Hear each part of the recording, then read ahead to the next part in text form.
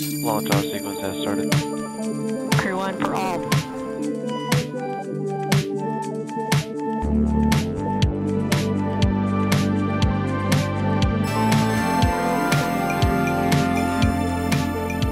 Welcome all of you to the Fourth Wall podcast. It's great to have you back for our second season. Brought to you by XpoNorth Digital. So I'm Ed Hoffman. I am best known as a friend of Jessica Fox. So Ed, this is our second season sending people to the moon.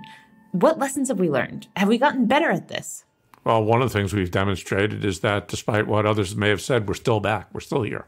So perseverance counts for something. And just to tease people, this season's going to be quite a doozy. We have some very impressive folks from a variety of different industries. Interdisciplinary, yeah. Interdisciplinary and interstellar. Well, yeah, now let's go with eclectic, yeah. And with them, they get 3 movies, a snack, and a book. And through those, we get to know them, what they do, what lessons they've learned about project management and leadership, and a little bit of their love of cinema, too. You're going to want to sit back, relax, and enjoy the ride with us.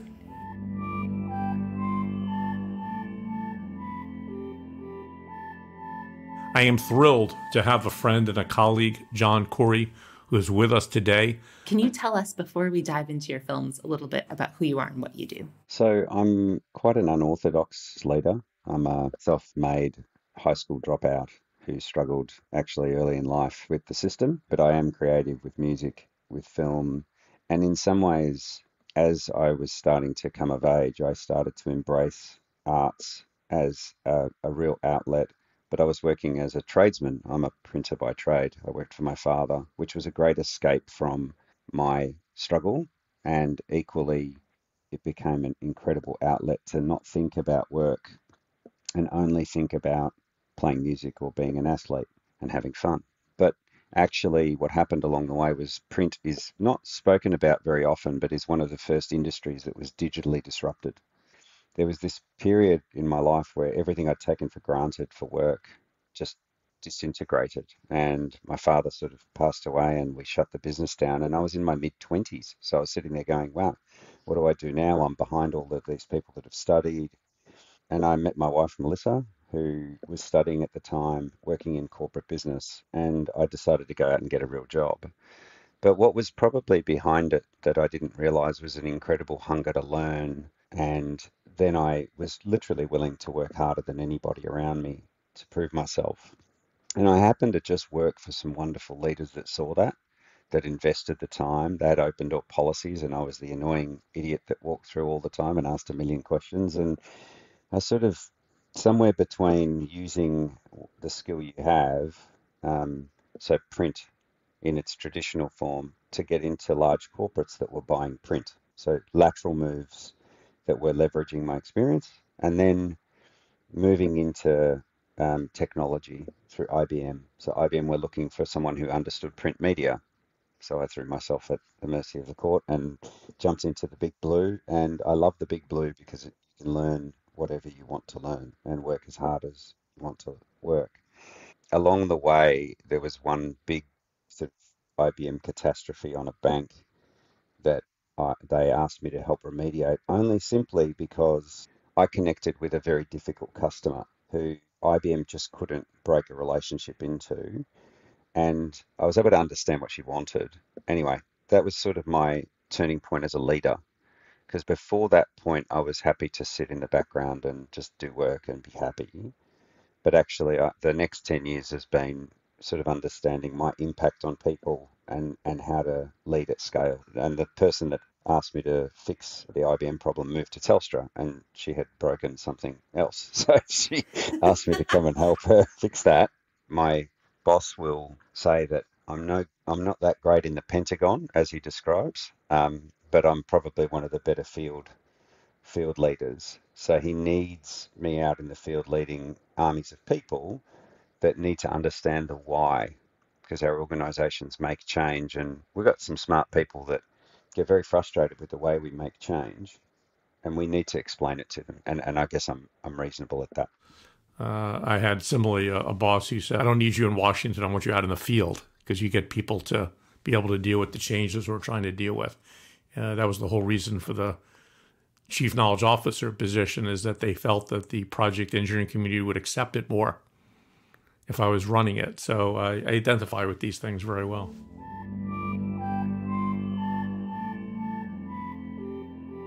It makes me feel a little guilty that you're so good with people and we're sending you alone to the moon.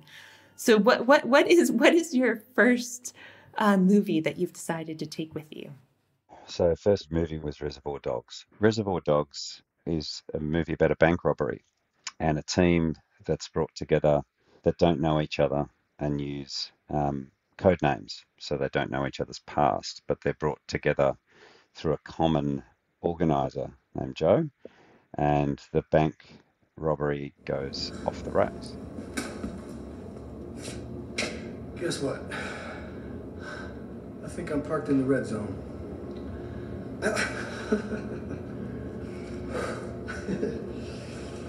Now, where were we? I told you I don't know anything about any fucking setup. I've been on the force for only 8 months. They don't tell me anything.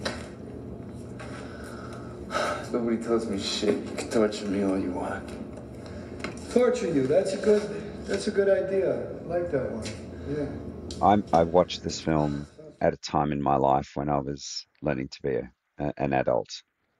And I guess I'd had some tough times. So I'd never understood cinema the way that this film sort of pushed me to understand that it could push the edge. In retrospect, it was challenging for cinema. It changed cinema. And I thought a lot about that when picking the film. So I loved the edge that it had. I loved the challenge that it had. I loved the conflict. I identified a lot with Mr. White, Harvey Keitel, he was actually conscientious and somehow trusted Mr. Orange through the film on the basis of nothing really, and in some ways stood with him against people that he'd known all his life. But there were also wicked turns of his character, which showed a hard edge. And I sort of looked at that and went, wow, that's pretty amazing, and probably identified a little bit of that with me. Did you see it in the theater? Yeah, I can take myself back to that moment actually at the Kino Cinema in Melbourne. There were sort of two independent cinemas that I loved, and that one's still around. A very good friend of mine who was a bit of a mentor, she had said to me, you need to come to see this film. The other thing she asked me to go and do with her was to go and see Jeff Buckley when he was alive. So she was a great mentor to have around. I'd always loved movies, but I'd never really understood independent movies and that edge that it can provide, or that lens into different lives and different experiences. I tend to look at things from the team, from the project. And so I love heist movies because it's who do you pull together? And as they say, you don't want to be Mr. Yellow. And but you identify with the different characters.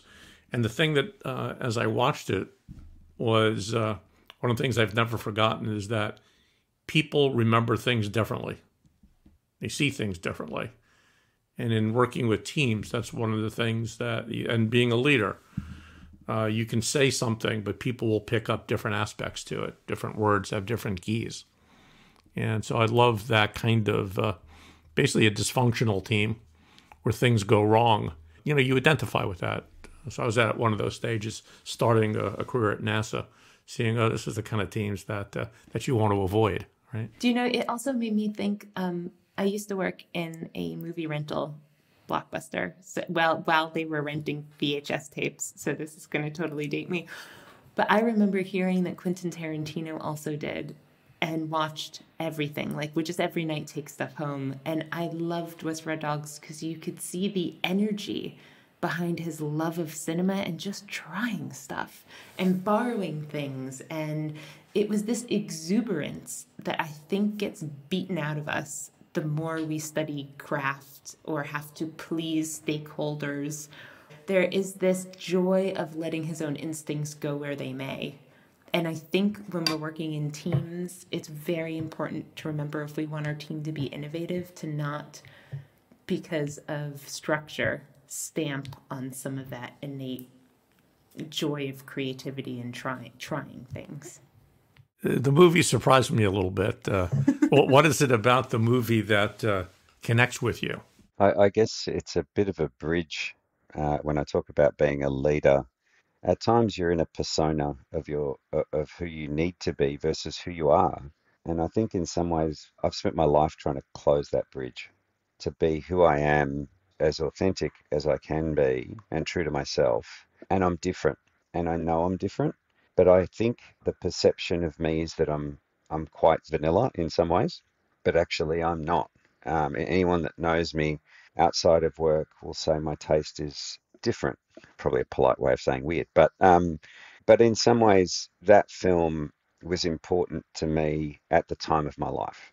It was cathartic in some ways, and I had experienced a number of difficult situations in my life where it made me feel okay.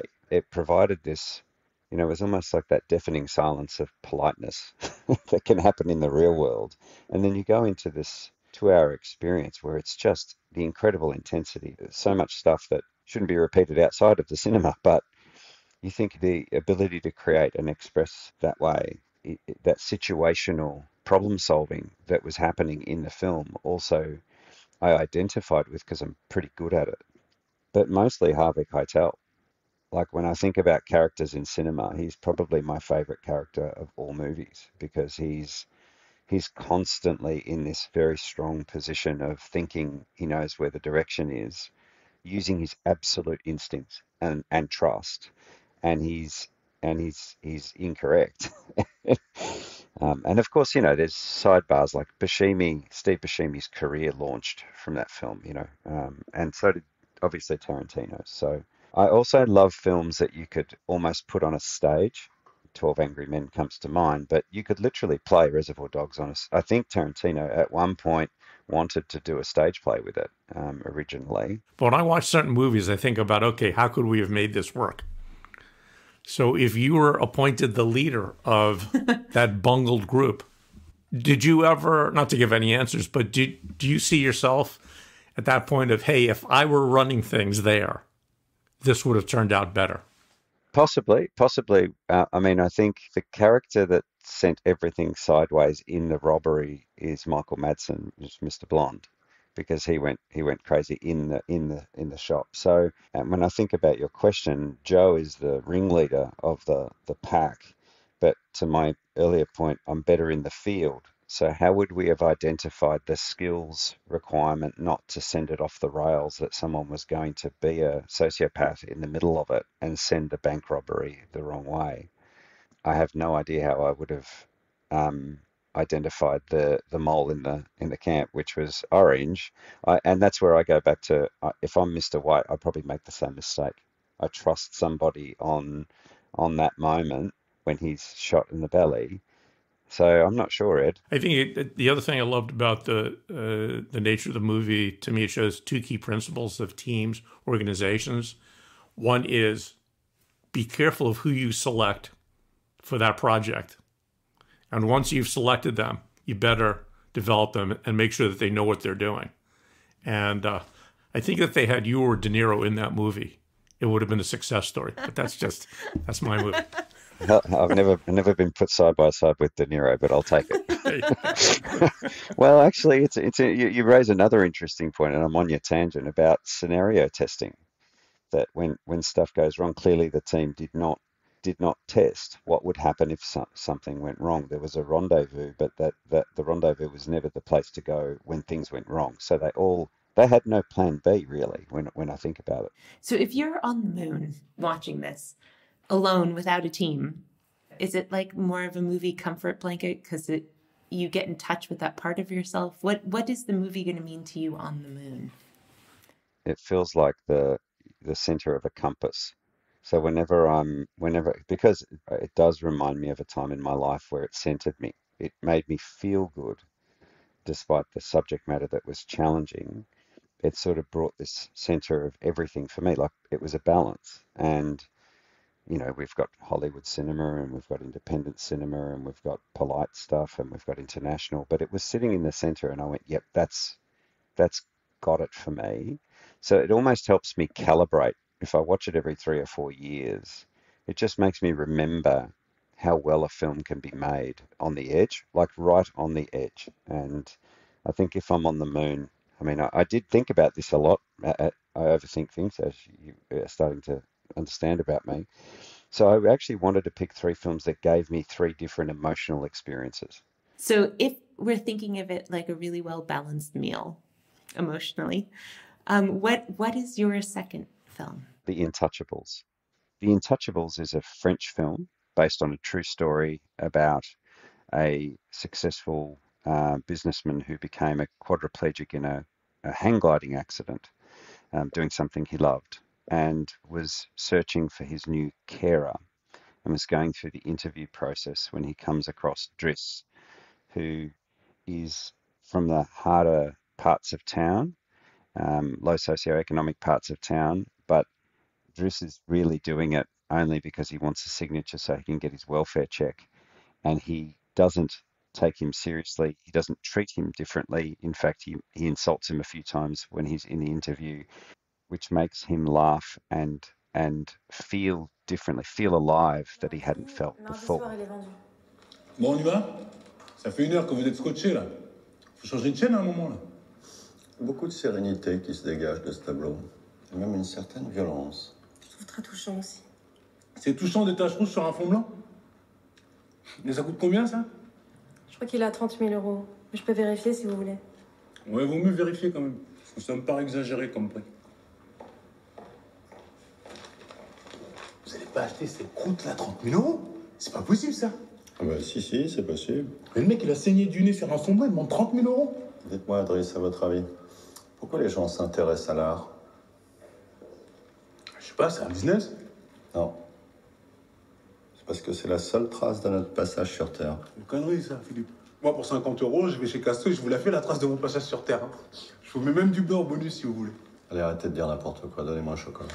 And there's something about that film that touches me deeply. I identify with Driss coming from a sort of low socioeconomic, challenging neighbourhood.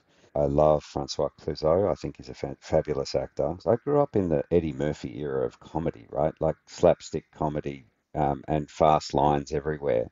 And there's a thread through it that despite the heaviness of the subject, the humour and the inappropriateness of the humour is sort of what brought them together. The fact that he didn't care that he was a quadriplegic and that he made inappropriate remarks, but that he wanted someone who didn't care. I also like the struggle he's going through with his own life, and he's a very proud person, and you learn that during the film, that he's actually very responsible despite his behaviour. And I loved the giving. I'm a person that likes to give because I get a great experience out of that, and I think as leaders, one of the true treasures that I struggle to talk about actually, but it's being able to identify somebody who can really fly and then helping them find their own confidence and fly it's a giving motion. It's a giving emotion. And I love that. It's part of the true joys of the job. And I am good at it. When Driss gives him the gift of the date at the end, it's almost like the ultimate gift. And of course, the acting is just superb to capture that emotion. So I can't watch it without being a blubbering mess right at the end. That is a very different emotion to Reservoir Dogs. For me, it's like about the power of authentic connection. Like real proper connection, regardless of the difference between where people are coming from. Do you need that kind of connection with everyone as a leader? I would say to you, I've learnt to live less with it. Going back to some guidance I got from a coach who explained that leading at subscale, you can almost obtain perfection. You can pick the right team. You can sort of put your arms around the business. When you start to lead 1,000 people, you can't. And I literally struggle, Jessica, with the concept of walking into a building and someone saying, "Hi, John," and I don't know their name, and they work for me, and I know their face. So I have struggled and even come to terms with just saying, "Hey, I'm so sorry, I've forgotten your name." But connection at scale, I think, is the point that you touch, and I had to learn that as a concept, that it didn't diminish me as a person, because it felt like it was reductive to me to lead at scale, until I learnt that I could lead at scale with authenticity without reducing myself, because my empathy says it's important to remember someone's name. I know how I would feel if someone forgot my name and I knew them.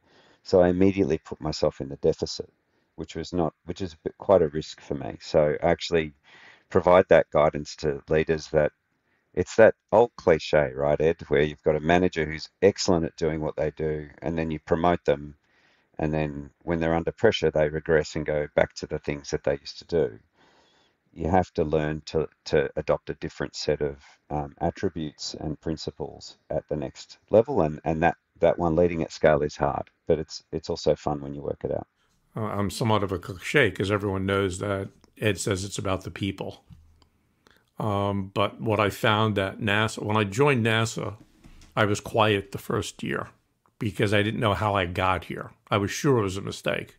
I was from Colombia, so they thought that I was something else, and so I tried to keep it quiet. And I didn't talk too much about the human element or people, or I assumed this is NASA. They've been to the moon. They do it through engineering and through smarts and through intelligence and through process and all these things.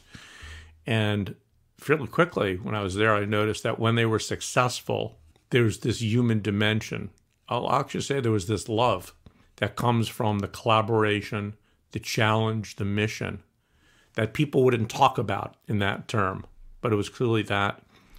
And when there were failures, when there were big explosions, it was a residue of relationships that hadn't been worked appropriately.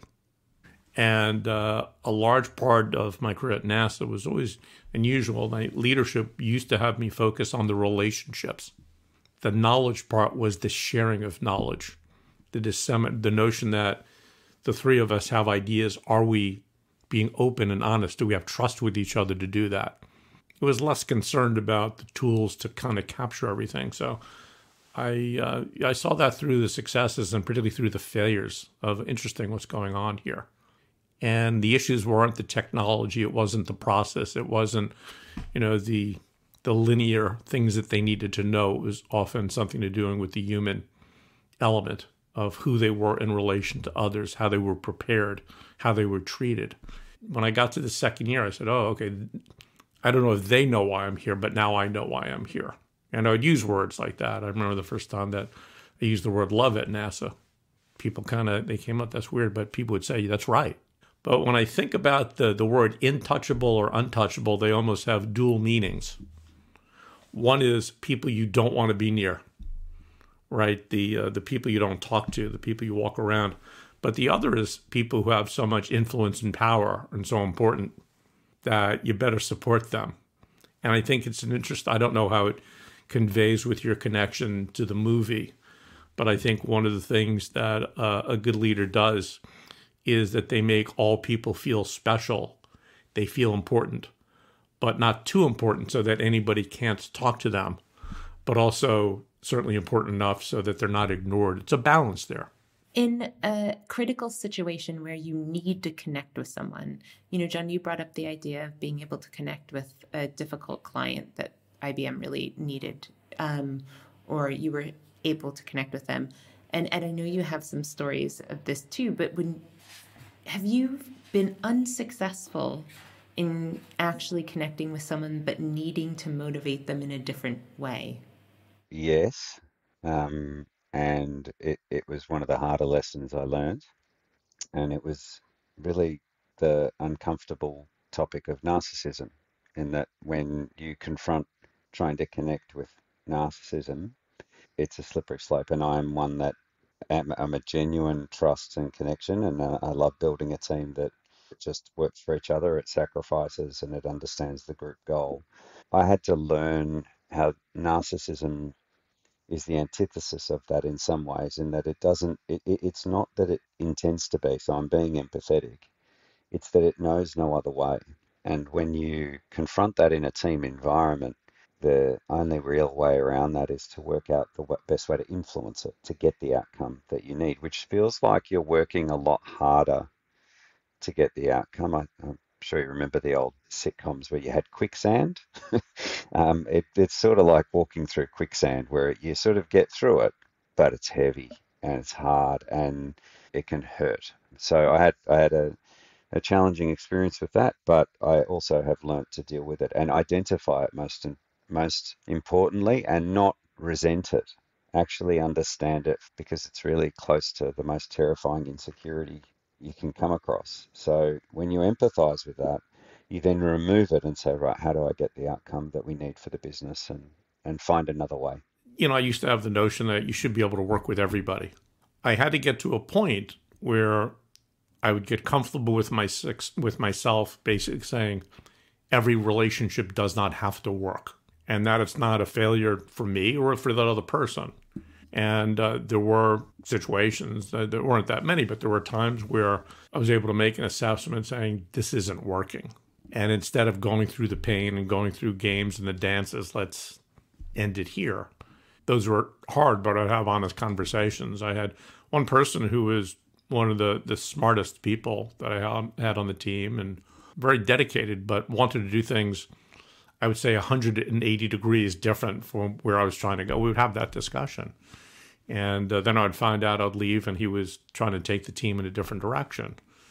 And I had to sit down and said, the problem here is I don't trust you at all. And I can't work that way.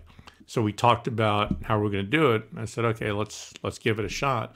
A week later, same exact thing happened. And I basically said, okay, this is over. You know, I think that on that person's standpoint, I think they, in some ways, maybe appreciated it, maybe respected it. It wasn't ugly or anything, but it was, we're going in different directions.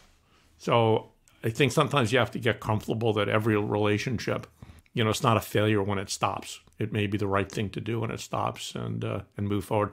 You know, I have a very minor one that it reminds me of, but when we were making a film called Bluebeard, it was an old fairy tale, and we really wanted to get it. It was a period, and we really wanted to get a nice color correction on it. So my cinematographer, who's wonderful, Gary, got a hookup in this incredible kind of Kodak, I think, studio space. So we went, and the guy stayed after hours for us, and he was going to tweak the machines and make our film. This is like one of my first films, so I was very precious about it. It was supposed to be beautiful, and he just didn't care.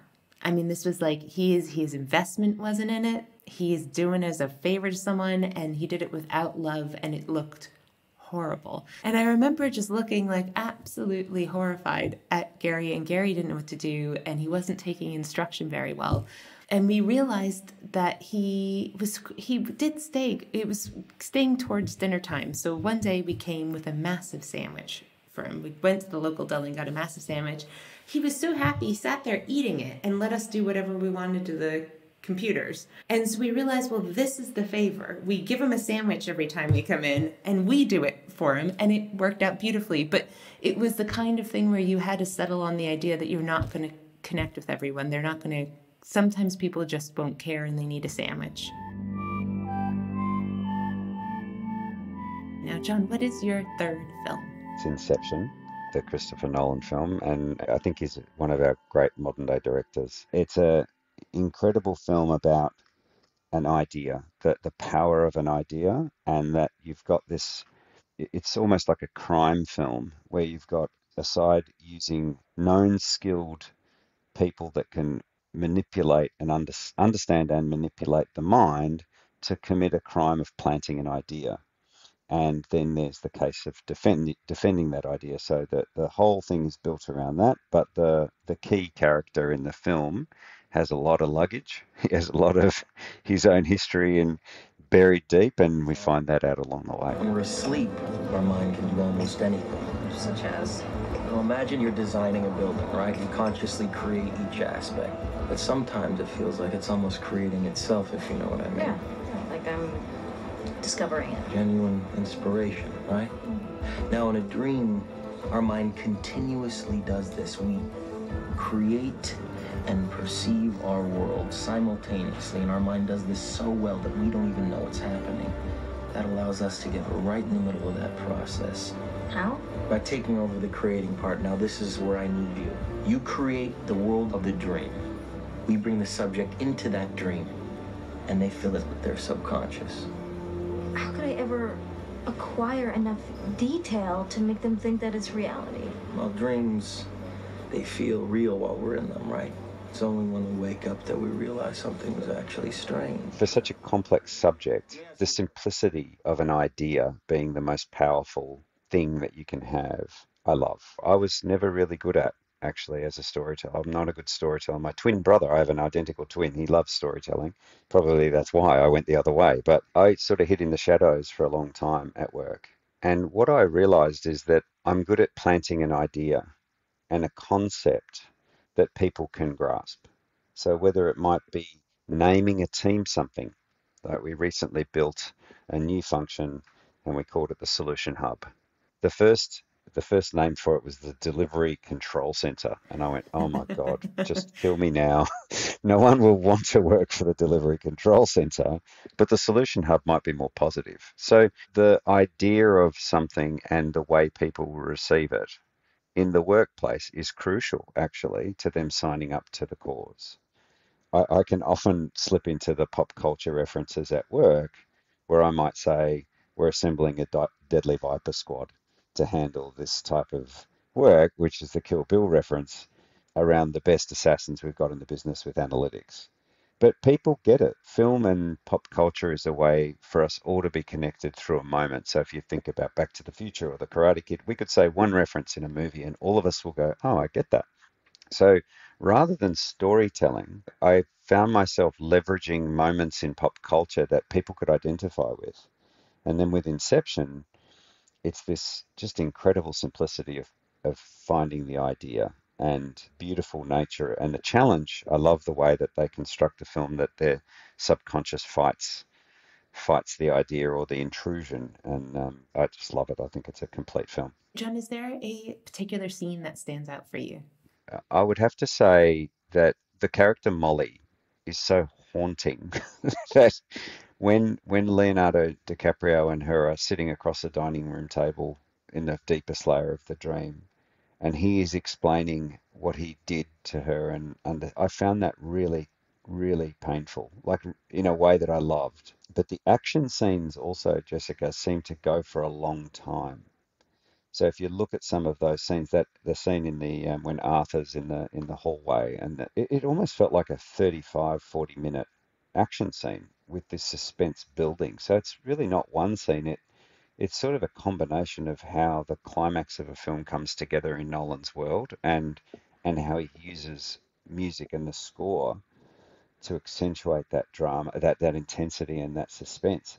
I find that really moving in his films. I found it moving in lots of his films. In fact, I only watched Oppenheimer a couple of days ago, and I immediately was listening for the score, knowing that it's something that is sort of hand in hand with his stuff. It is amazing because that's how Westerns were built. Most of them, that actually you get the script, you get the score, and then you'd start filming kind of both together. And Nolan's work marries the two so well that you almost get the feeling that he has a sense of the score that he's like, or a rhythm or music that he is directing too. I think at the core of his again, his work is very much a project. Projects start with the dream. Early in my career at NASA, one of the things I would get, I had the privilege of having the classrooms of project and engineers. And I always say, get 20 good engineers, scientists, project folks together, and you can create anything. So you should be very good about that, because that can go in different directions. But the dream is the spark. And I like that whole notion of even the notion of inception, that he's putting an idea into someone's mind. He's not trying to take something out, right? The normal thing. But that's really what a society does. That's what a project is about. You're planting seeds, and hopefully those seeds are for the benefit of humanity.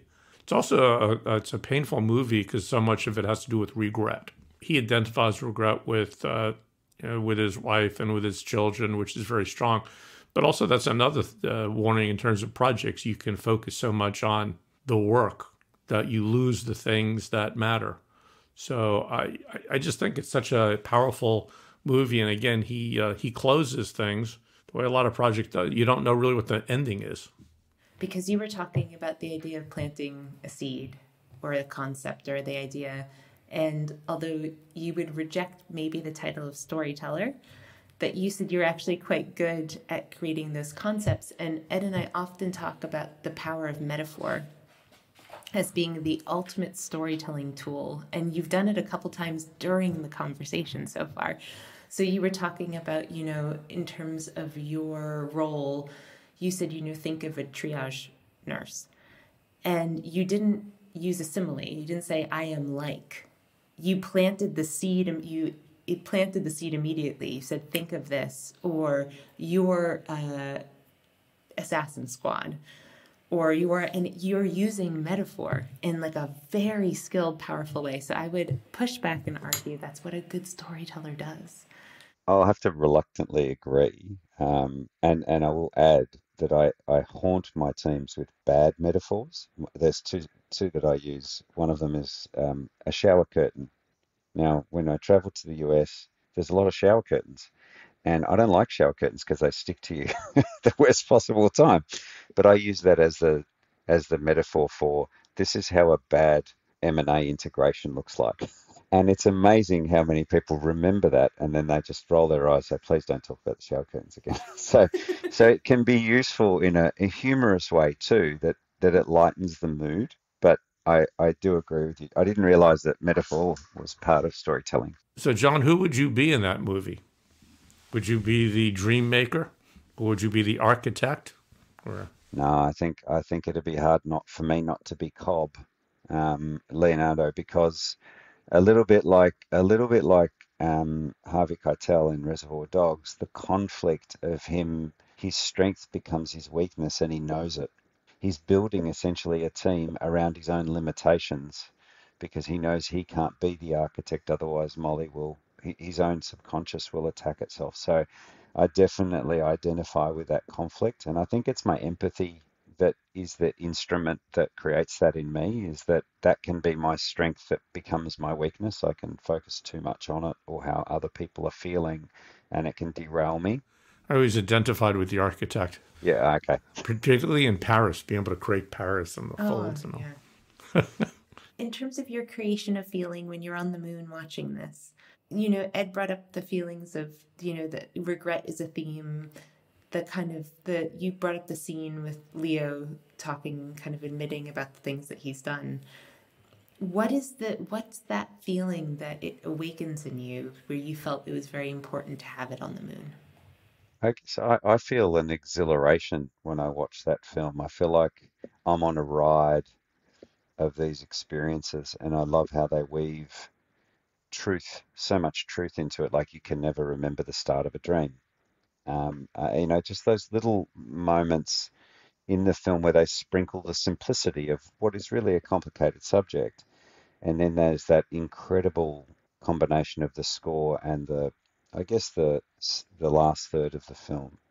And then you sort of throw in Pete Postlewaite, who's sitting on a hospital bed, who's a legend of cinema. And I think it's just the experience it gives me. It's sort of like a complete experience with so many brilliant actors. We're getting to that time where you've chosen some brilliant movies. You are going to be, I think, well catered for emotionally, intellectually, artistically on the moon. So I'm feeling happy about that. If not socially. But eventually people will join you, I have no doubt.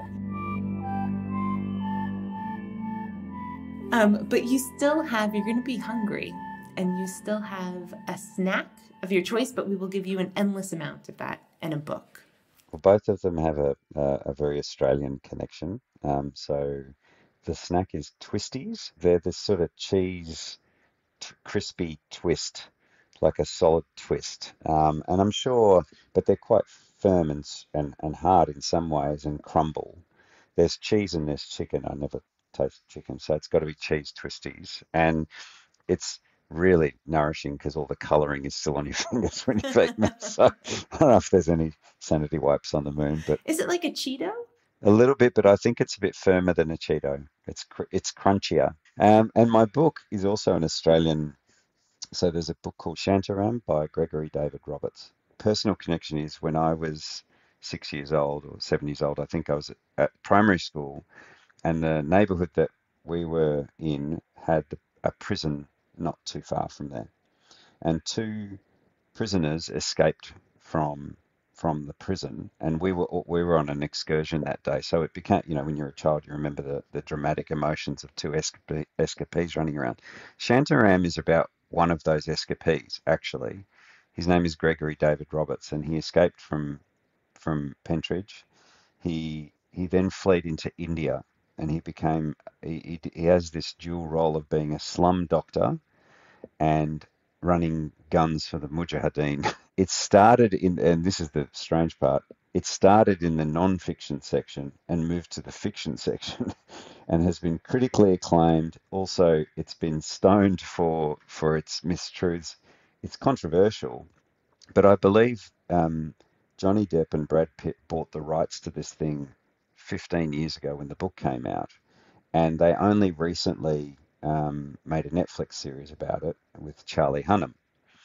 But I would say to you, it's still one of the most entertaining, well-written books. It's a beautiful story. It's dramatic, and there are elements of truth that I recall from that time.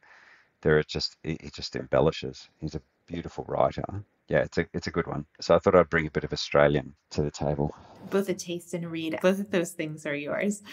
The only request that I would have is I would get to the moon and I'd want to build a drive-in, because I think a drive-in cinema on the moon would be just awesome, right? With the dark background. Everyone takes their lunar landers. I like that. Countdown sequence initiated.